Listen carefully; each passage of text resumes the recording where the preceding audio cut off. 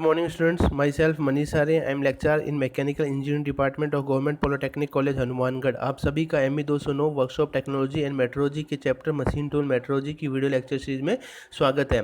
इस video lecture series में हमने लास्ट वीडियो के अंदर लेथ मशीन के ऊपर जो अलाइनमेंट टेस्ट करते हैं उसके बारे में डिस्कशन किया था। उसी सीरीज में जो नया टेस्ट है वो हम आज डिस्कशन करेंगे। उस टेस्ट का नाम है alignment of both the centre in the vertical plane.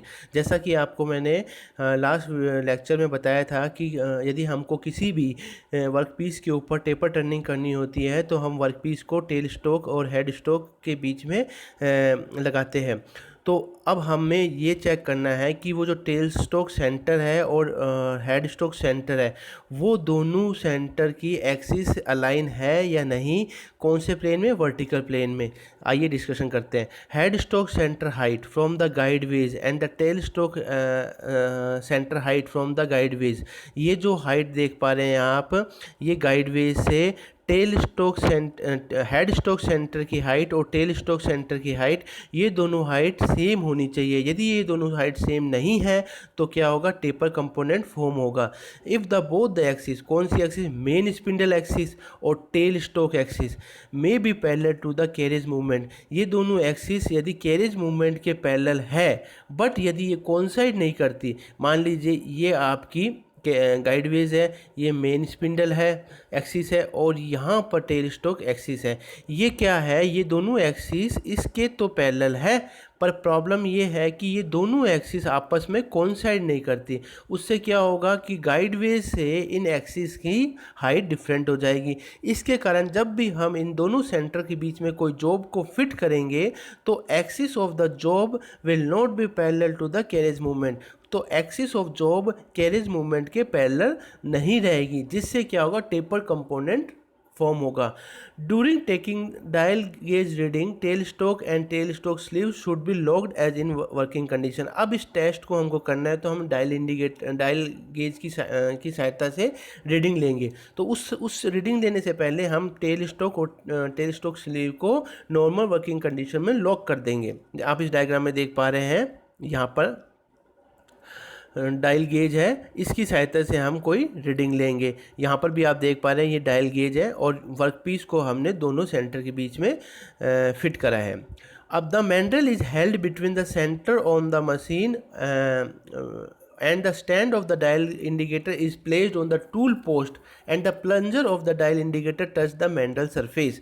ये जो मैंड्रेल है, सिलेंड्रिकल मैंड्रेल, ये आप देख पा रहे हैं, इसको हमने क्या करा, दोनों सेंटर के, मशीन के दोनों सेंटर के बीच में हेल्ड करा और डायल इंडिकेटर के स्टैंड को हमने टूल पोस्ट के ऊपर रखा और जो डायल इंडिकेटर का प्लंजर है उसको हमने मैंड्रेल सरफेस पे टच किया।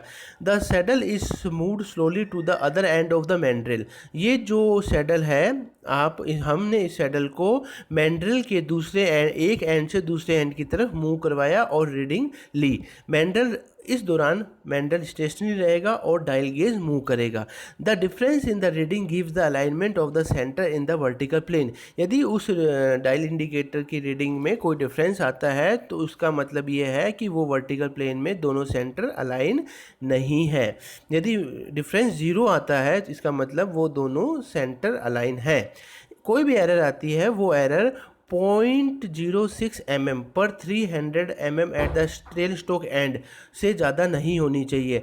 यदि आप देखिए टेल स्टोक एंड पर आपने हाइट ली, आपने मेजरमेंट लिया, ठीक है। अब ये जो 300 mm की गैप में ये आपकी जो एरर है ये 0.06 mm से ज़्यादा नहीं होनी चाहिए। इससे कम एरर परमिसिबल एरर मानी जाती है। If there is any difference in the height then the tailstock centre should be higher than the headstock centre. यदि कोई हाइट में डिफरेंस है तो इसका मतलब ये है कि टेल स्टोक सेंटर की हाइट हेड स्टोक सेंटर से हाई होनी चाहिए। इसका रीज़न क्या है, क्योंकि with the continuous the use of the tailstock, the bottom surface of the tailstock will warm out and height of the tailstock center reduce। तो continuous use करने से tailstock के जो बॉटम सरफेस है वो वार्म आउट हो जाएगी और height of the tailstock reduce हो जाएगा। अब हमारा जो नेक्स्ट टेस्ट है लेथ मशीन के अंदर वो है parallelism of the tailstock guideways with the carriage. Carriage के साथ यदि हम टेल स्टोक गाइडवेज की पैरेललिज्म को चेक करें तो वो टेस्ट कैसे चेक करते हैं उसको देखते हैं। Some time the job is held between the headstock and tell stock centre for turning. मैंने आपको बताया था यदि हमको कोई टर्निंग करनी होती है तो हेड स्टोक और टेल स्टोक के बीच में हम जॉब को फिट करते हैं। इस केस के अंदर job axis must coincide with the tailstock centre. जो जॉब की जो एक्सिस है वो टेल स्टोक सेंटर के साथ कोइंसाइड करनी चाहिए। If the tailstock guideways are not parallel with the guideways of the saddle, यदि टेल स्टोक की गाइडवेज सैडल की गाइडवेज के साथ पैरेलल नहीं है, there will be some offset of the tailstock centre and result in taper turning. या उससे क्या होगा, टेल स्टोक सेंटर में कुछ ऑफसेट होगा और हमको जो प्रोडक्ट मिलेगा वो टेपर टर्निंग हो जाएगी, मतलब टर्निंग बराबर नहीं होगी, उसमें कुछ टेपर होगा। तो इसको चेक करने के लिए हम क्या करते हैं, to check the parallelism of the tailstock guideways in the both the plane horizontal and vertical, हम क्या करते हैं, एक डायल इंडिकेटर को कैरियज के ऊपर लगाते हैं और उस डायल इंडिकेटर के प्लंजर को यहाँ पर जो टेल स्टोक का एक्सटेंडेड क्विल है, यहाँ पर आप देख पा रहे हैं टेल स्टोक का जो क्विल है उसके ऊपर टच करते हैं। उसके बाद क्या करते हैं, हम इस टेल स्टोक और टेल स्टोक की स्लीव को क्लैम्प करते हैं और रीडिंग को लेते हैं। अब फिर हमने क्या करा, उस रीडिंग को लेने के बाद वापस से हमने उसको टेल स्टोक को अनक्लैम्प कर दिया और सैडल को मूव कर दिया और टेल स्टोक को भी मूव करवाया। अब यहाँ पर आप डायग्राम में देखिए, यदि हम सैडल और यहाँ पर देखिए सैडल और टेल स्टोक को एक साथ मूव करवाते हैं तो हमें क्या करना है कि उनकी जो बीच की जो डिस्टेंस है वो कांस्टेंट रहनी चाहिए। आप डायग्राम में देख पा रहे हैं, जितना सैडल मूव करेगा उतना ही टेल स्टोक मूव करे, तो उनके जो बीच की जो डिस्टेंस है वो कांस्टेंट रहनी चाहिए। Then at the second place on the bed again clamp the tailstock and clamp tailstock sleeve। और जो सेकंड पोजीशन है उसके ऊपर हम वापस से टेल स्टोक और टेलस्टोक स्लीव को क्लैम्प करते हैं और रीडिंग लेते हैं।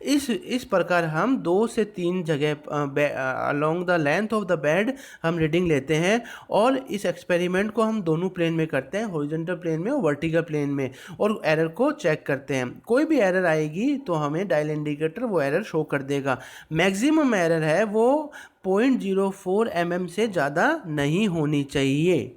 तो हम दोनों प्लेन में, तो हमने आज जो 2 टेस्ट किए वो टेस्ट थे parallelism of tailstock guideways with the carriage, और दूसरा जो टेस्ट था वो था alignment of both the centre in the vertical plane. तो आज के वीडियो के लिए इतना ही। नेक्स्ट वीडियो में हम नेक्स्ट टेस्ट को डिस्कशन करेंगे। Thank you.